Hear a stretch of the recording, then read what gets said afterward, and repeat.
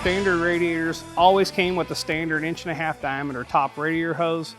If you needed to have a different style hose, a -16 or a -20, you had to either modify that radiator, or we had a -16 and a -20 part number, so you had a completely different radiator. What we've been able to do is now incorporate the universal style fitting to where you can get a -16, a -20, a standard 1.5" top radiator hose by using these screw-in fittings.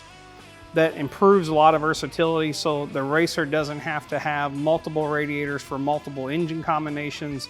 A dealer doesn't have to stock multiple part numbers for multiple combinations, so it improves some versatility. The other thing that we're doing is the addition of the bungs in the tank.